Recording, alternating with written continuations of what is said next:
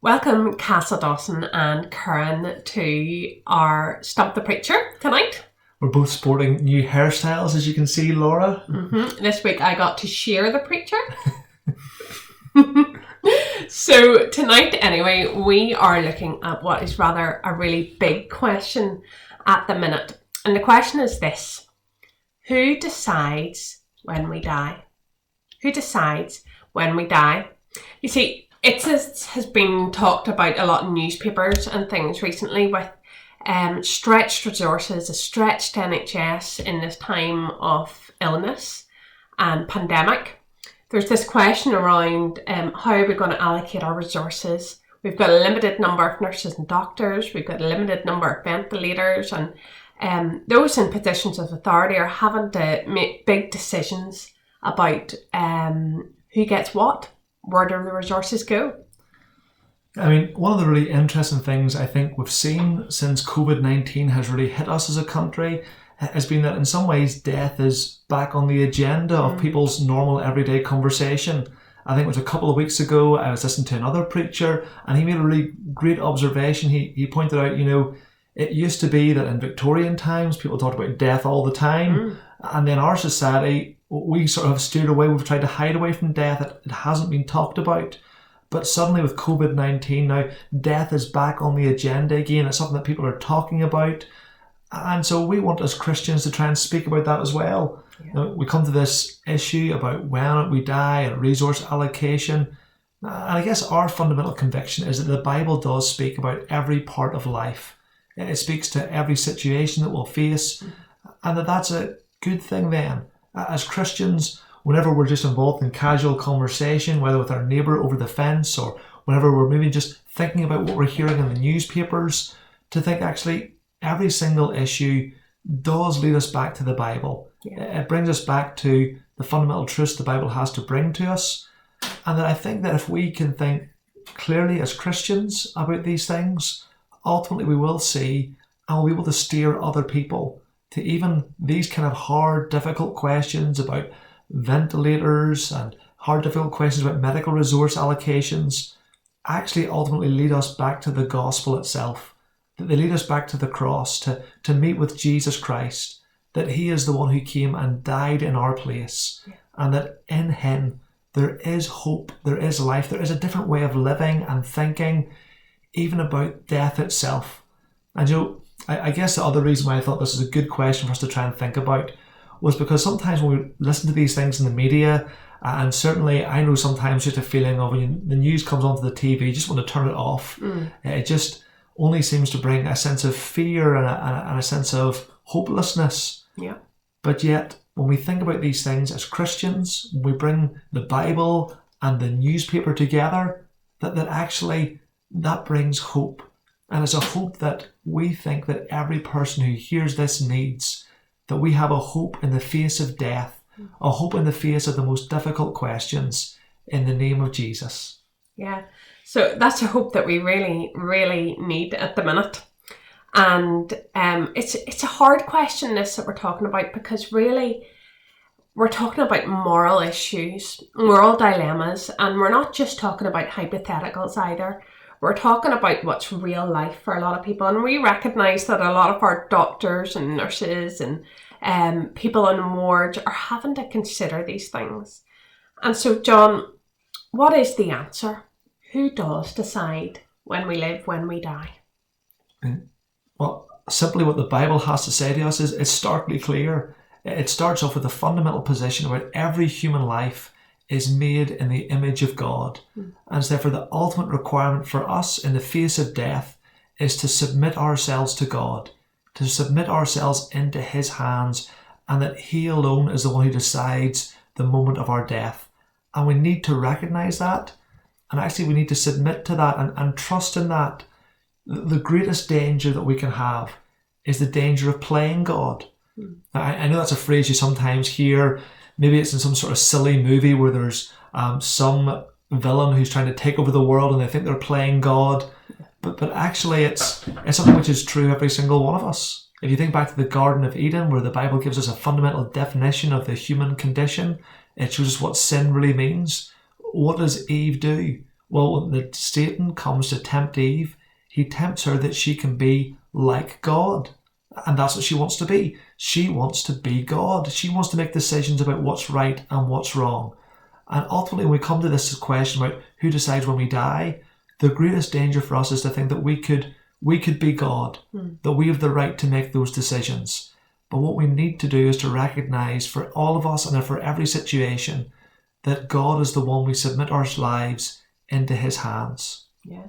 And it's great comfort that actually for the Christian to go, although I'm facing this illness or I'm facing a different illness or, whatever it may be, it's a great comfort to know that actually we are held in God's hands and he alone decides the very moment that we live, the very moment that we die, and he gives us the very breath in our body. And that's huge comfort to Christians. But just to get a wee bit more into the nitty-gritty of it, what does all that you've been saying mean for the resource allocation? Okay, so I guess we've said that we're made in the image of God, to submit ourselves to God. Well, what then does that look like? Well, the fundamental summary that Jesus gives to us of the moral law is to love our neighbour as ourselves. And so that applies to all of life, to love God and to love our neighbours. And so when we come as Christians to try and think about this question of resource allocation, that's the principle that applies there too.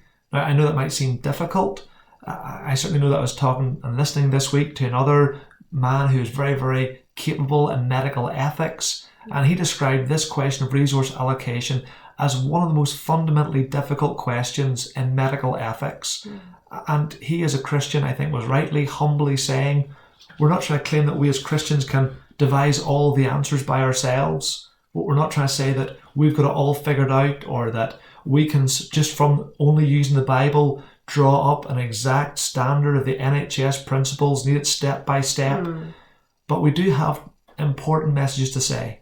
It's important, I think, for Christian doctors and nurses, and actually even for all of our doctors and nurses to know, and even hospital managers and people making these decisions, and ultimately even for our politicians to know that they're making their decisions, and as hard as those decisions will be at times, it is ultimately in love. That the right way to make these decisions is to ask what is the most loving thing to do here. And that biblical principle shapes the whole way in which we act and speak and do these things.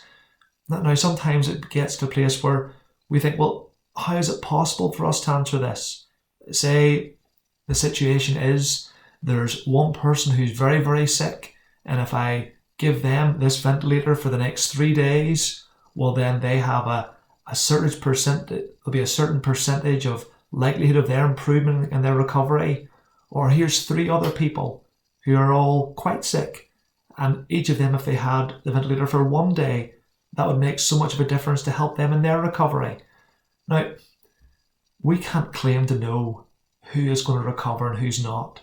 We do have to think of that principle of neighbourly love, of caring and loving the most people as best we can, and try and make those difficult decisions. But again, back to that danger of pretending to be God. I think the danger is when we pretend to be God, we say that, claim that we can have an ultimate assurance that we know what's right, that we're doing what's right, that we know what should happen and who should live and who will die. But we have to say, no, we're making a decision purely on the basis of our human limitations, purely on the basis of what we think is loving and wise, and trying to care for as many people as best we can with the resources that we have. I think that question you put at the start there was really helpful. What is the most loving thing to do? And with the Bible's command to love your neighbour as yourself, that's such an important one. It could be applied to so many situations that so many of our NHS staff are in. What is the most loving thing to do? And I think for us who aren't maybe working in the front line, one of the things we can really be doing for people is praying for them, praying that they'll have wisdom.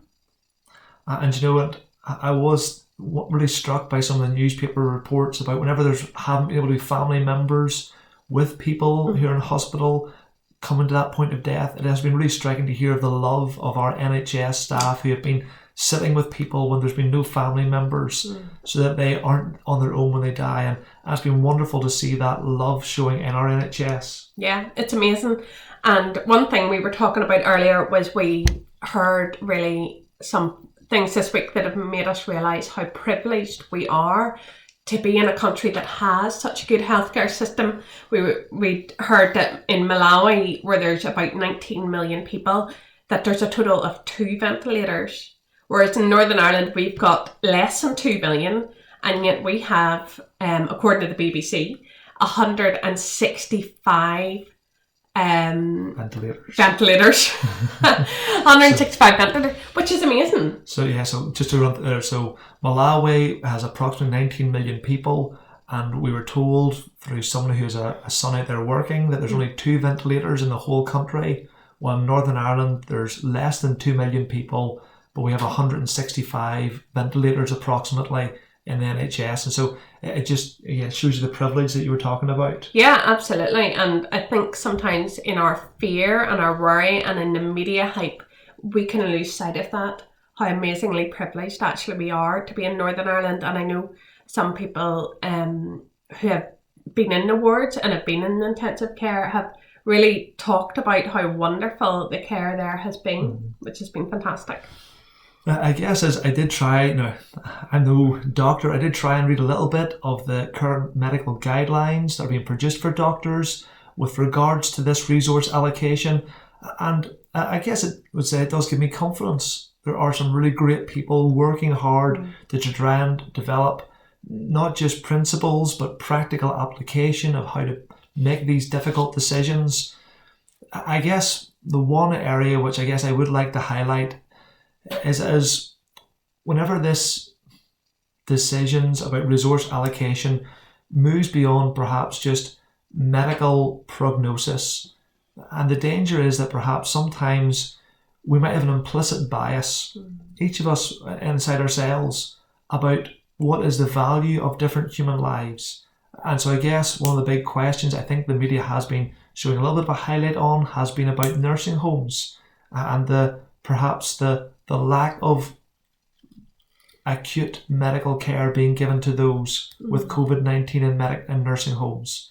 Maybe another concern, I haven't heard any highlighting of this, but perhaps similarly we could ask the question about, do we as individuals or as a society, even as Christians, do we value people who have learning disabilities or physical disabilities, people who are advanced in age? Do we consider their lives to be less valuable than people who are able-bodied? Is someone who is in a nursing home less valuable to our country than someone who's a doctor? Is somebody with a disability less valuable than somebody who's a parent or somebody who's a truck driver?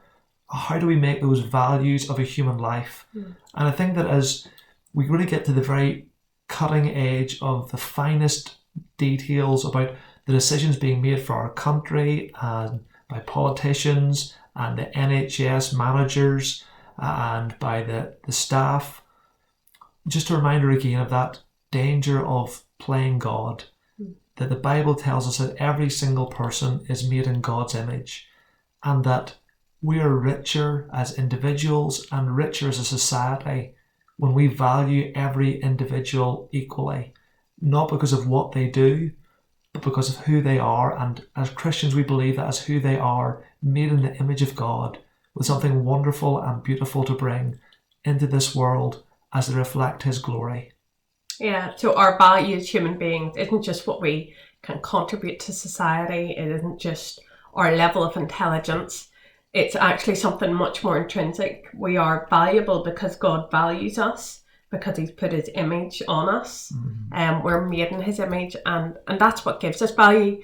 And having worked with individuals with learning disability and loved those children, it makes me angry so much whenever people don't see those children as valuable. And one of the things that have come up recently, of course, in our country has been this abortion law, which has been imposed on us during COVID-19 at a time when the NHS is already stretched. And, that was just to trigger my thoughts there because, children with Down syndrome, are so often aborted. children with disabilities are considered, well, that's one that we should consider aborting. And actually, when you're saying that all people are made in the image of God, that applies to the child in the womb as well. And thinking at the other end of euthanasia, it's one of those things that we keep hearing about in the media. It keeps popping back up again. There's a lot of pressure there to change the law around euthanasia, and there's a devaluing put on people who have degenerative conditions, who can't do all the things that they used to be able to do, and therefore their life isn't as valuable, and they can choose to take their life when they want to, or choose to get somebody else to help them to take their life. But actually the Bible said no. A person has value because God gives them the value, and we don't get to decide. And so while we can't continue to give everybody the maximum treatment all the time, there are real medical decisions that must be made. Yeah.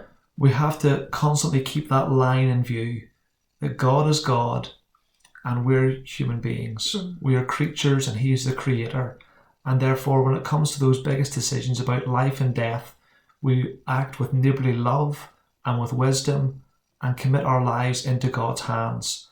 And so I do hope that, just was chatting to Kathy Cook in our little Hope in the Darkness segment earlier this week, and just as she talked about the effect of COVID-19 in the world, I thought she had something really powerful to say, just as she talked about how she hoped that the world would be humbled through this, that as we've seen this virus sweep right from one end of the world to the other, that it should remind each and every one of us that despite all of our great technological abilities, despite all of our human strength, even people, the very richest people in the world, Bill Gates, the Prime Minister, they were humbled before this. This virus doesn't take people only of a certain age bracket or a certain ethnicity, or only it happens in countries that have got a poor healthcare system.